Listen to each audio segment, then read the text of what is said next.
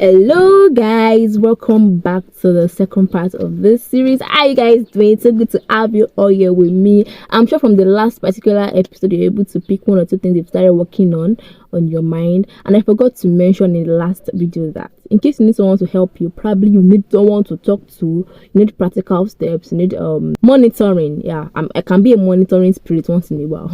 You can reach out to me. So in today's episode we are proceeding on this conversation, and in my last video I talked about productivity from the economist perspective, from my own perspective, and also I made two major points: a complacent mind and a productive mind. So in this video I'll be expatiating more on what a complacent mind is and what a productive mind is. And in case you are new here and you're seeing my beautiful and amazing face for the first time, you want to click on the subscribe button to subscribe to my channel. When you subscribe to my channel, you join this community. So subscribe, hit on the notification bell, and also make sure you share these videos with your friends. Don't forget to like also, and also drop your comments as much as they are. I'm going to read everything and I'm going to respond to everything.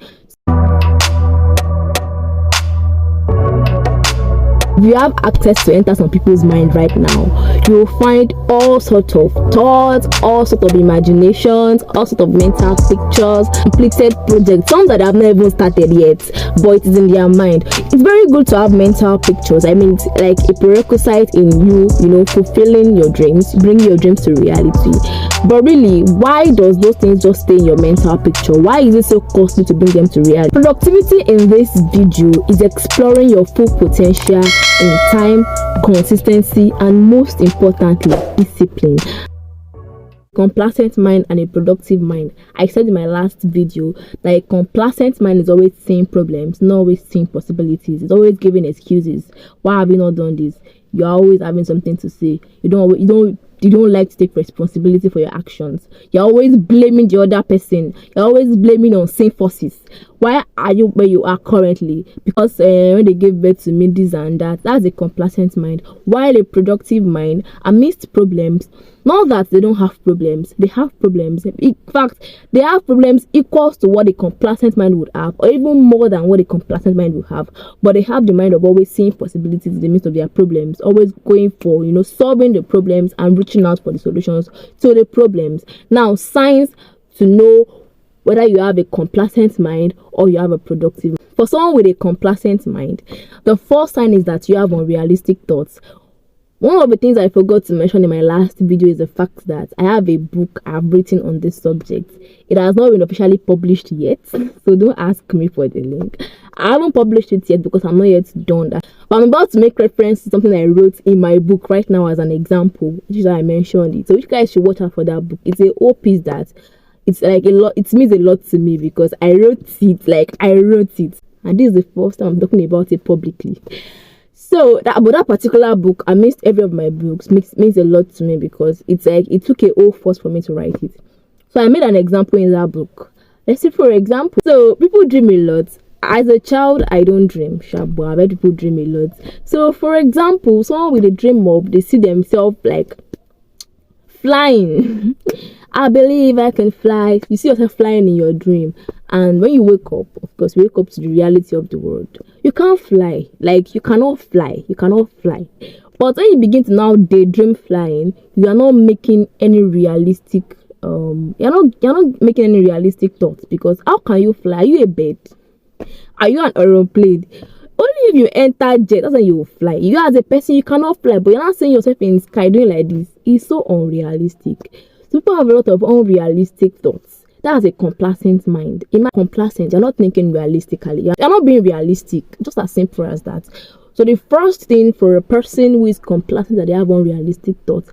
The second thing is that they cannot break their thoughts into practical steps. Practical steps simply means applicable actions. Let's take for example the one who is seeing him or herself flying like in the sky. How will you break those things down into practical steps? Let's take for example someone who dream that they are currently flying, or who have probably the dream to fly, can begin to work towards building a jet, have it with your name on it.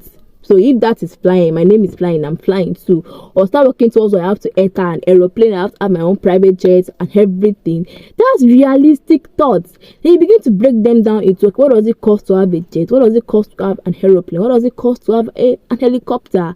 Then you are beginning to break it down into applicable actions, and you have already broken them down. You can move on to the next thing. That is why you are complacent, because you're not having realistic thoughts, and your thoughts cannot be broken down into applicable action. Third sign that you are complacent is you are found procrastinating.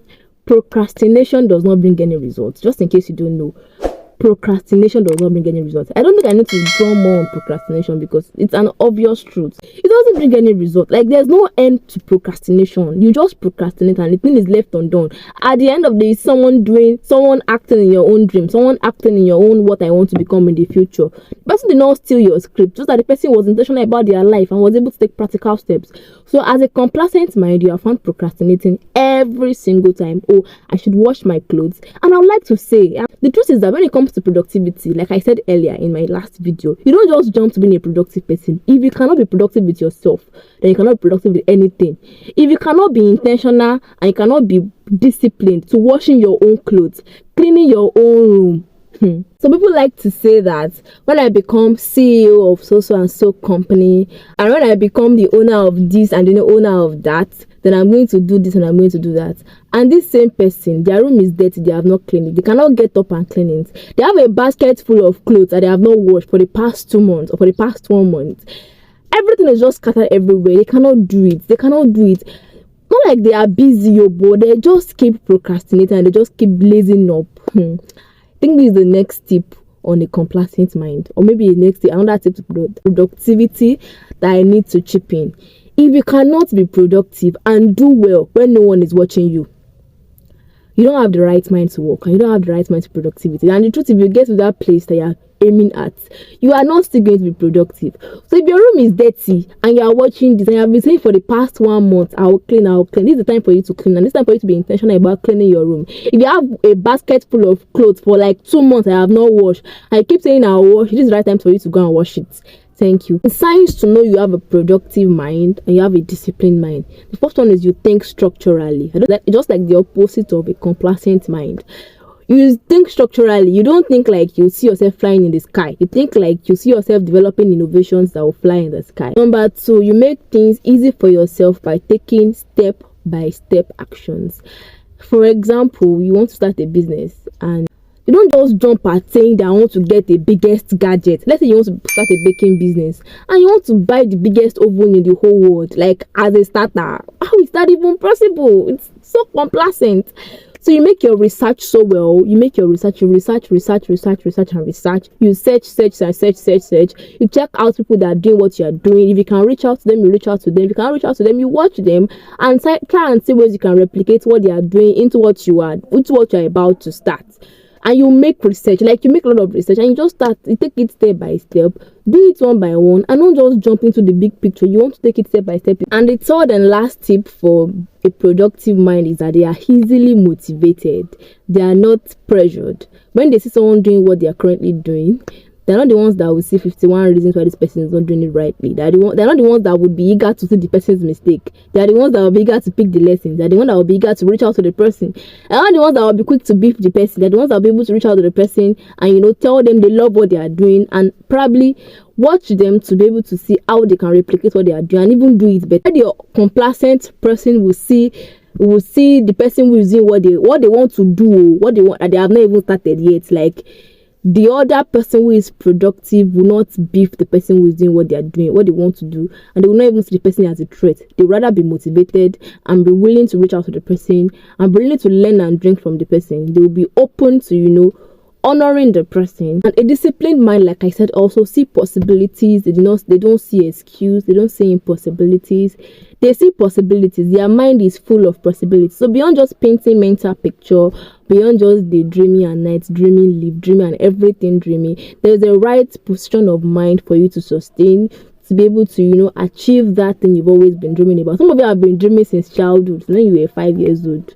Some of you want to become a doctor. I wrote it in my book. I wanted to become a doctor. Some people wanted to become a doctor, but it didn't happen. Something happened. So this zoology, and then even just zoology, so you have already made a lot of dreams with this zoology, but you have still not acquired them yet, and you're not even on the road to acquiring them yet. What is wrong? Why? Okay, now you already understand that there's a right mind positioning to sustain, to have those things actualized. And after now positioning your mind right well, there's something I call mind conditioning for myself. I have a lot of hacks. One of it is mind conditioning. It helps me sustain productivity. So in my next video, I'll be sharing tips to productivity. So we have come to the end of today's video. Thank you for clicking, watching, and viewing. I really do enjoy having you guys around, and I'll see you guys in my next video. Don't forget to like, subscribe, share, and everything. I love you. Bye.